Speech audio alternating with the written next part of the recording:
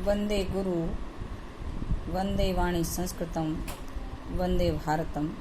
प्रिय विद्यार्थियों, आइए सरला की संस्कृत पाठशाला में आप सभी का स्वागत है।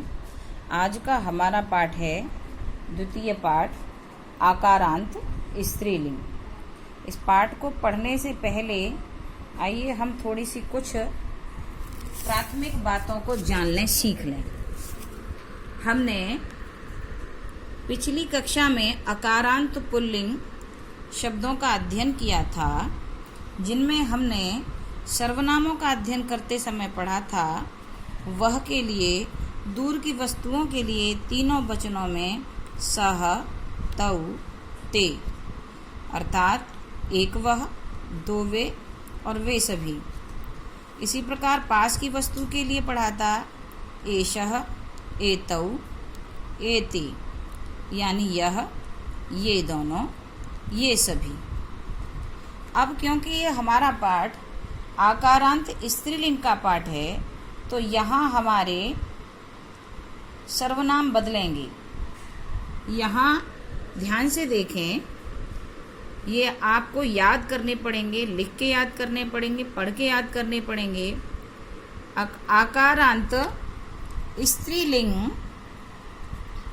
आकारांत स्त्रीलिंग सर्वनामों में वह दूर की वस्तुओं के लिए सा, ते, ता का प्रयोग होता है। यदि एक वचन का करता है तो सा का प्रयोग होगा, दो वचन का करता है तो ते का प्रयोग होगा, और बहुवचन का करता है तो ता का प्रयोग होगा। ऐसे ही पास की वस्तुओं के लिए यह के लिए एषा, एते, एता का प्रयोग होगा। मान लीजिए यहाँ पर एक वचन लता है। हमने यदि पूछा एषा का, उत्तर आया एषा लता, यानी एषा का प्रयोग हम स्त्रीलिंग के साथ करेंगे। ऐसे ही इन सर्वनामों का प्रयोग हम इन संज्ञाओं के साथ कर सकते हैं प्रश्न पूछने में। यहाँ देखेंगे ध्यान से, तो यहाँ पूछा गया है एषा का, यहाँ रस्सी पड़ी है, झूला पड़ा है। उत्तर आया एषा दोला, दोला कुत्र अस्ति, दोला उपवने अस्ति। झूला कहाँ पर है? झूला उपवन में है, बगीचे में है। अब इसको ध्यान से देखें, यहाँ पर सा का प्रयोग किया गया है। एक वचन है ये, इसलिए यहाँ सा का प्रयोग किया गया है। मैं पुनः स्पष्ट कर दूं, आपको ये याद करना है। सा, ते, ता, एषा, एते, एता, वह, वे दोनों, वे सभी, यह, ये दोनों, ये सभी।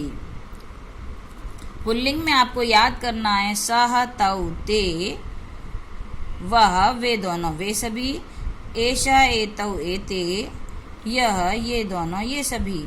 तो आपको अंतर समझ लेना है स्त्रीलिंग और पुल्लिंग के शब्दों का। ऐसे ही संज्ञाओं का भी आपको अंतर समझना है। संज्ञाओं में देखिए बालक, बालकौ, बालका, ये तीनों वचन में है। अश्व, अश्वौ, अश्वा, ये तीनों वचन में है। कृषका, कृषकौ, कृषका, ये भी तीनों वचन में है। यदि आप पुल्लिंग नाम वाले हैं, मान लीजिए आपका नाम आदित्य है, तो हो जाएगा आदित्यः, आदित्यौ, आदित्यः। और यदि आपका नाम रमा है तो आपका हो जाएगा लता, लते, लता के आधार पर होगा रमा, रमे, रमा, लता, लते, लता, घटका, घटके, घटका, चटका, चटके, चटका। इस प्रकार हम संज्ञाओं और सर्वनामों का प्रयोग इस पाठ में सीख रहे हैं। यहाँ देखिए घटका एक वचन है। यहाँ प्रश्न पूछा गया है सा का, वह क्या है? सा घटिका, वह एक घड़ी है। घटिका किम सूचयति, घड़ी हमें क्या सूचित करती है? घटिका समयम सूचयति, घड़ी हमें समय सूचित करती है। अब यहाँ दो वचन की कर्ता हैं, काम करने वाले को कर्ता कहा जाता है। एते के, ये दोनों कौन हैं? किम एते को किले, क्या यह दोनों कोयल हैं? न एते चटके, नहीं ये तो दोनों चिड़िया हैं। चटके किम कुरतः, चिड़िया क्या कर रही हैं? एते विहरत, ये सब दोनों चिड़िया विहार कर रही हैं। तो यहाँ कुरतः भी आपकी दो वचन की क्रिया है, चटक भी दो वचन का है और एते भी दो वचन का है। अब यहाँ पर आ जाइए, एक और प्रयोग देख लेते हैं। ये ड्राइवर हैं, लेडीज ड्राइवर हैं। ते के, ये दोनों कौन हैं? ते चालकेस्तः, ये दोनों ड्राइवर हैं। ते किम कुरुतः, ये दोनों क्या कर रही हैं? ते वाहनम चालयत, वे दोनों वाहन चलाती हैं।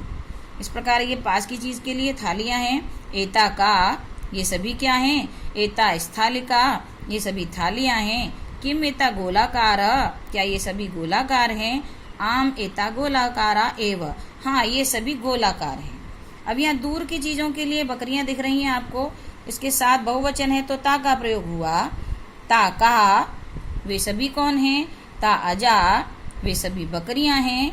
ता किम कुर्वन्ति, वे सभी क्या कर रही हैं?